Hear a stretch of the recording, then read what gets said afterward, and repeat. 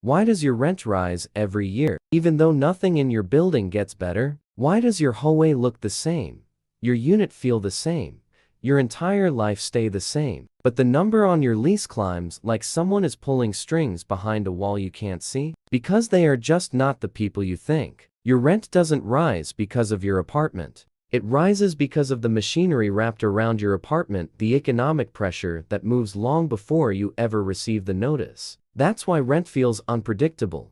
It is predictable, just not from where you're standing. So the real question isn't why your rent went up. It's why it almost never comes back down once it does. To understand rent, you have to understand what moves before your landlord ever types the email. Here's the real upstream chain.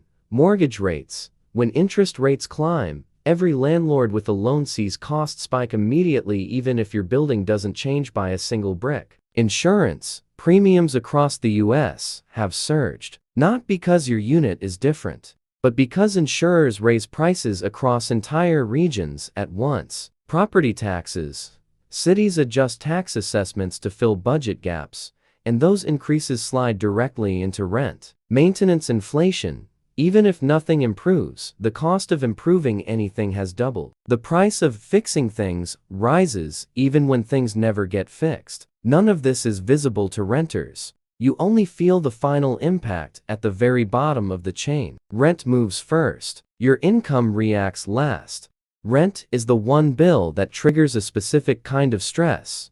Paying more without getting more. People accept higher prices when value rises. But when rent rises and nothing changes, the brain interprets it as unfair, forced, and personal. It's not personal. It's structural. You don't see the forces behind the increase. You only see the bill that lands in your inbox. And that gap, the silence between cause and effect, creates the feeling that life is getting harder without explanation. Because from your side of the system, it is.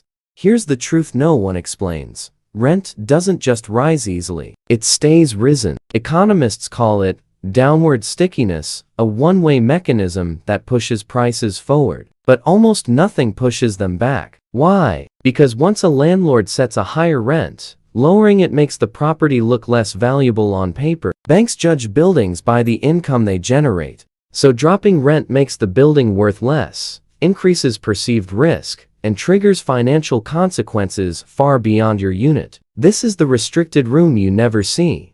The set of rules that quietly punish lowering rent and reward raising it. That's why rent climbs fast and rarely returns.